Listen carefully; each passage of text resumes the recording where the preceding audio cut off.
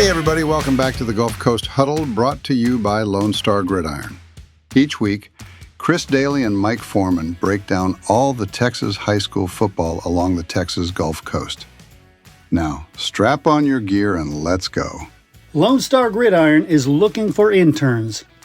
Over the years, we have helped dozens of students get jobs in sports media. If you want to shortcut your path to a career in sports media, click on the internship link on LoneStarGridiron.com. Hey, do you need topsoil, fill dirt, sand, mulch, gravel, limestone, you name it? Do you need that delivered and or spread?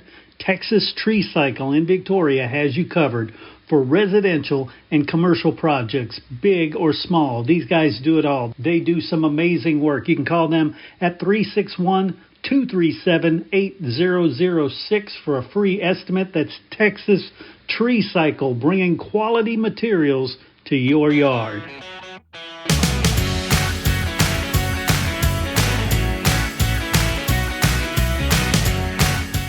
All right, everybody, join me in welcoming Mike Foreman to the show. Mike, how are you doing?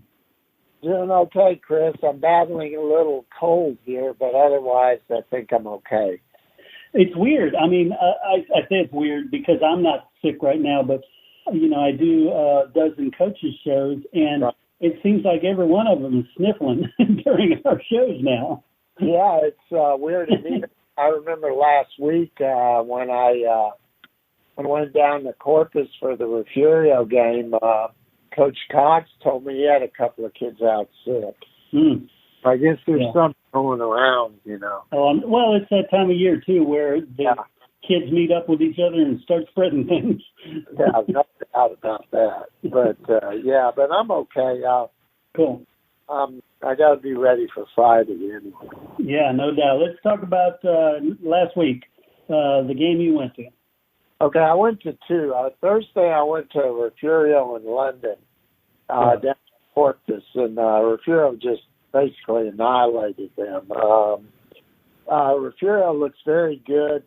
The only issue right now is their passing game. The quarterback, Ray Lewis, is not really a real thrower. So threw 3 interceptions. That won't work. I think that's just a matter of, experience. Yeah. Getting used to throwing the ball. But I will say this, their offensive line, and they were missing 2 starters, and their offensive line is very, very good. And their running back, of course, Xander Wills, is really good. So, I mean, their running attack that's what you have to stop. Yeah. And, once people start bringing people up to the line, they just have to work on that passing attack. If they can do that, I think they have a real good shot to win it all. Oh, wow. Nice. Yeah. So if he gets his timing down or his accuracy down, that's the only missing piece because, like you said, the lines determine win or lose. So, that. And then Friday I went and saw Goliad and Tidehaven. And I'll be honest with you, I thought I would see a much closer game. Tidehaven was up 17-7 at half before they kind of ran away with it in the second half. We know, we've talked about this. Tidehaven is very good. It's, offensively, defensively. Goliad has some people out with injuries, and I think that's hurt him a little bit. And they have quite a few new guys, too. But I will say this for Goliad, as long as they have Franklin and Perry in the backfield, they're still going to be dangerous because those guys can run. And also their quarterback, Cord Zamzow, he's also a good runner.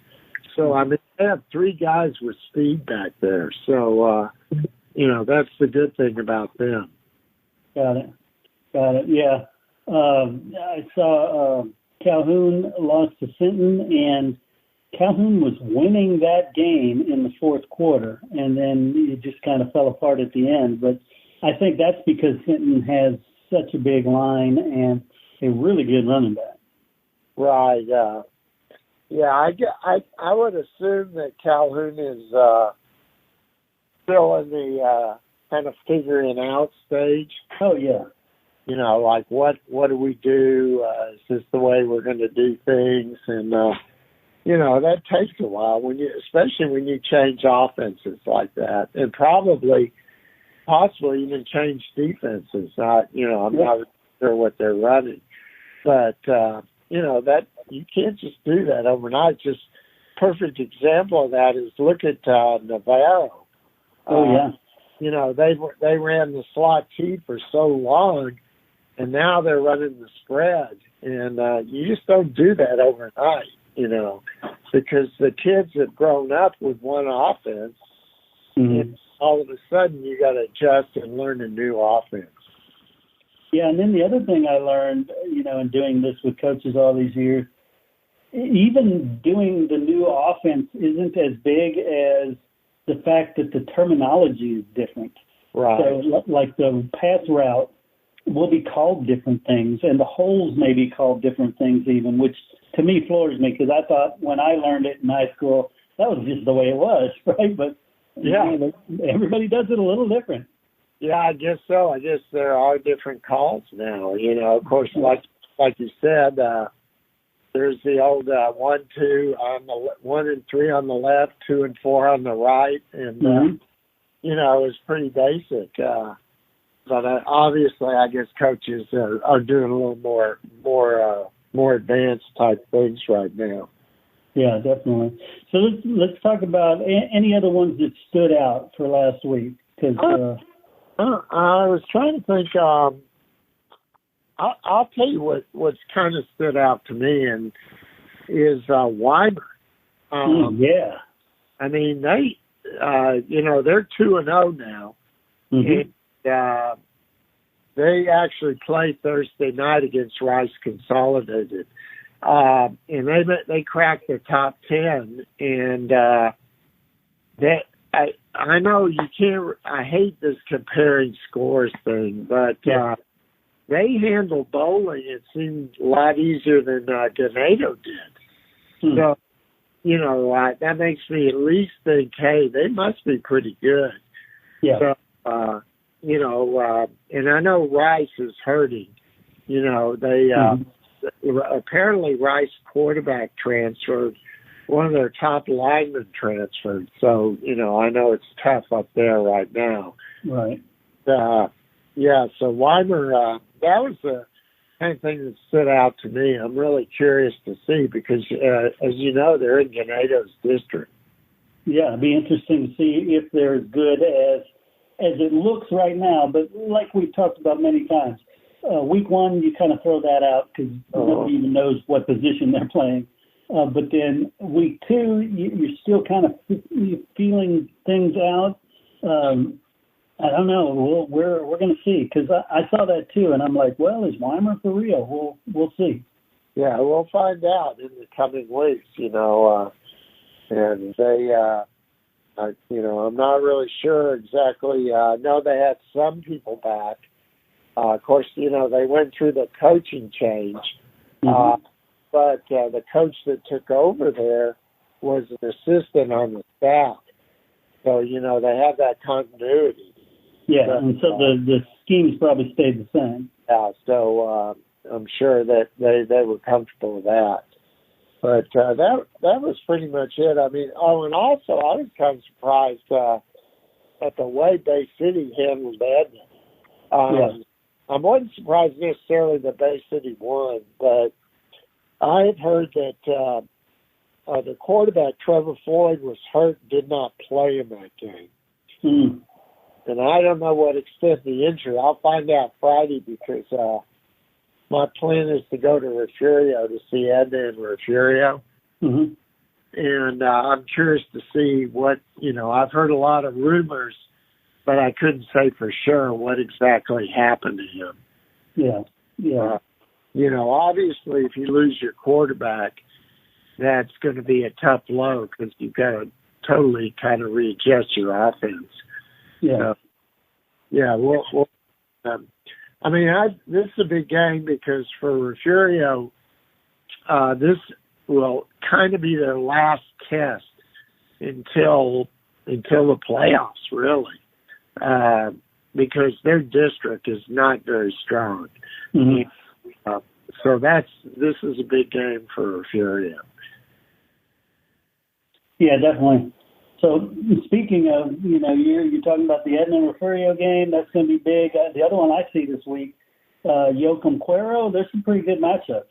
Yeah, in fact, I was just in Cuero and Yoakum yesterday. It's interesting because Cuero, of course, they beat two ranked teams. They beat Columbus and then Livonia.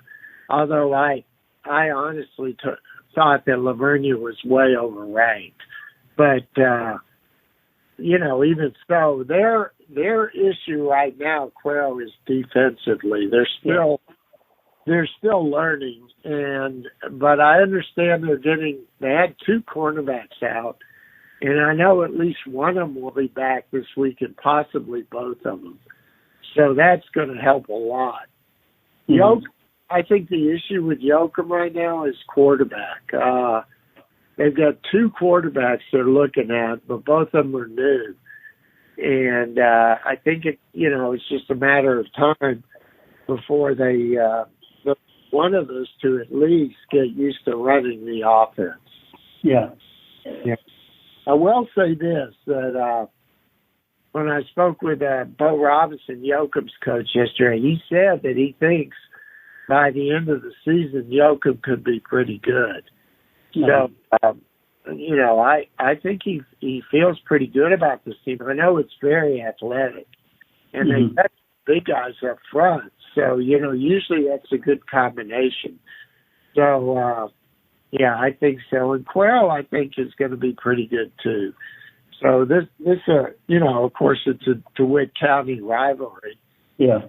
Yeah, it's one of the oldest rivalries in the state. And it's usually the atmosphere is great at those games, Yeah, I'm considering going to that one.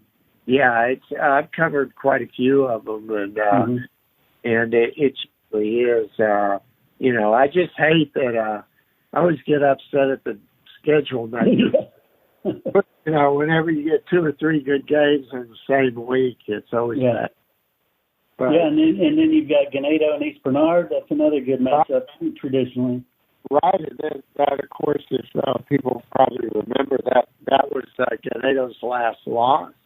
Before they stayed. So I know East Bernard might not be quite as good as they have been, but East Bernard's always competitive. And and there's a lot of people who say Ganado's not as good as they were last year too. So again, I mean, it makes sense. I mean, you lose as many kids as they did. Yeah. So that'll be a good test. Also, speaking of rivalry, we have Kennedy and Karnes City this week. Oh, yeah. It's a big Karnes County rivalry. I'm sure Mike Jackson's looking forward to this. By the way, both of them, I believe, are 2-0 this season, which, Karnes City has come out of the gate pretty well, too. So, I'm sure that'll be a full house up there. That game is in Kennedy. I'm sure that's cool. And then the one other I want to mention, Hallettsville's playing Tidehaven. Tidehaven, yeah. Hallettsville's had some tough luck. I know Pagoda was hurt in that first game. I don't know the extent of his injuries. Mm-hmm. The one thing I want to mention that if Tidehaven wins, this will be David Lucio's 100th win. Yes. Yeah, so that's kind of neat. I'm sure the fans out there will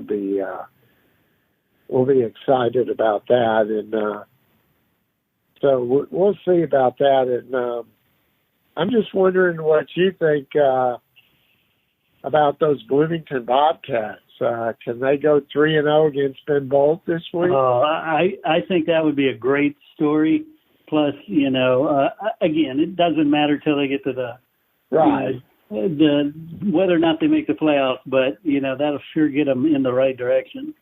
Yeah, I mean, 3-0 would be a good start for them, regardless, of who they're playing. But and then one other game I should mention, Poth is at Shiner. Shiner, yeah, that'll be a good one. Those two last year, real close. The last couple of years, I think it's been pretty close. And I'm curious to see how that one will go. Poth really handled Fall City last week. Did they? And Shiner, I mean, this is a good gauge for Shiner because, obviously it's a 2A D2 playing a 3A D2. Yeah. This should be a good one, Poth and Shiner. So we have a few games, they're starting I think by the end of week 3 or 4, maybe, you're starting to get a feel for teams and what they can do. Yeah, I tell you another one that is interesting to me. Yes, I'm biased, but is the Industrial Goliad game. Just because these are both teams that are not, world beaters right now, but they both need a win. Yeah, that's true. Now, Goliad started out the season with a win, but after coming off that tie-game game, I'm sure they're anxious to get back on track because in that tie-game game they had some crucial penalties that really hurt. And not only that, there were some passes that they could have intercepted and that they just didn't. And a couple of times the balls were tipped and Ty David caught them. And, I'm sure they're kicking them. When they were watching the film, they're probably kicking themselves. But, so I know Goliad, of course, Industrial, I'm sure they're, both desperate for a win over there. Yeah, and it's Goliad's last tune-up before district. I mean, Industrial still has another one, but it's Shiner, so it's not. They need both of them need a win. Yeah, and I tell you, speaking of needing a win, and I really don't know if they get it. It's Victoria East. Oh yeah, no doubt. They have to go to GP, and GP is good. They're really good this year. I'm impressed at how much improved they are. Yeah, and that's going to be tough for East. I think West has a good chance to go to 3-0 when they with Sam Houston. Yeah, right. Yeah, I really do expect them. And also, it's curious. St. Joseph, who plays on Thursday, they go down to Mathis. Mm-hmm. They have a chance to go 3-0. It's been a while since they've been 3-0. That's true.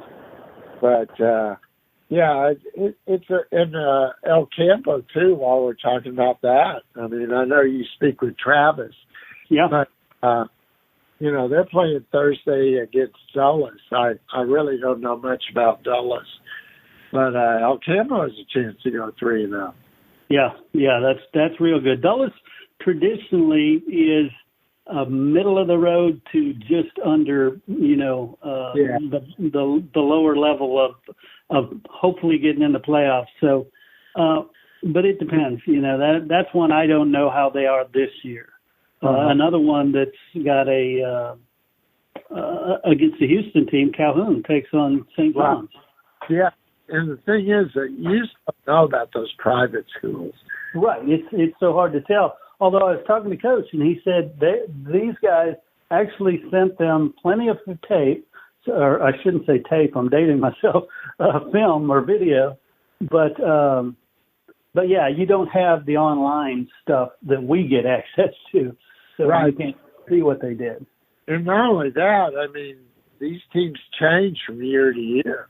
Yeah, because they can totally wholesale change their roster. Right. So, like one year they may be, not very good, and the next year, and they bring in a few guys, and it makes a big difference. And like, for instance, this year, Refugio, Cypress Christian, they canceled on them. Yeah, so now they're playing 9 games. There's no penalty for that. You can't penalize private schools. So that's the thing. I mean, I know you have to schedule them because, a lot of times you just can't find games. It's who you can get. And another example of not having good data, Cal Allen, they're playing Monteverde, Mexico City. And so, it's hard to get any info on them. And again, they're a private school, so it's a new roster every year. Yeah, that's the thing. You just don't know what to expect. I mean, I remember back in the day when St. Joseph used to play Marine Military Academy. Yeah. Arlington, back then, boy, those guys were good.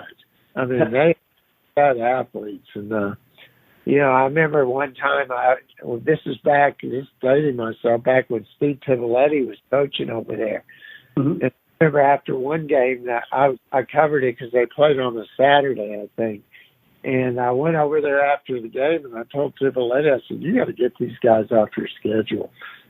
Because they were, gosh, I mean, they look like, a 5 or 6A team.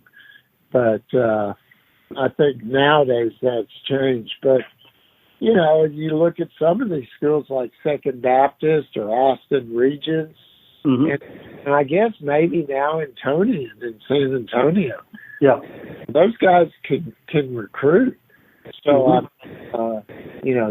like you said, you just don't know who you're playing. Yeah, definitely. Oh, well, so I don't know. Like I said, I'm still trying to decide which game I'm going to, but because I was also thinking that Tidehaven game too. But unless House was completely healthy, I don't know if they can beat Tidehaven. To tell you the truth. Yeah, I don't think so either. It's probably more to be there for David Lucio than anything. The thing is, though, if I'm not mistaken, I believe next week is Tidehaven and Ganado. Oh, that'd be better game. Yeah, I definitely think I want to go to that game. So, that's why I was thinking. That's kind of cool. I mean, we all know. We all know what a great coach Lucio is.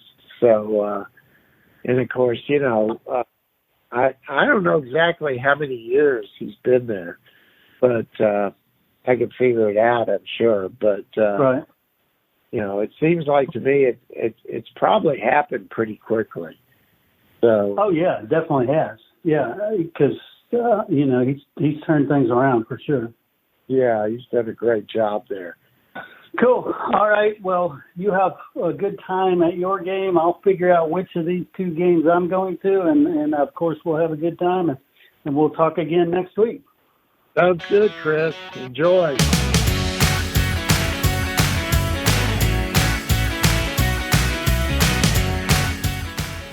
Coaches, boosters, parents, every sport deserves a spotlight. From football and volleyball to basketball, soccer, baseball, softball, track, wrestling, and more. Give your athletes a weekly coaches show that builds pride and raises funds. Lone Star Podcast Network makes it turnkey. You talk for a few minutes. We handle production and distribution. Sponsors love it. Families share it.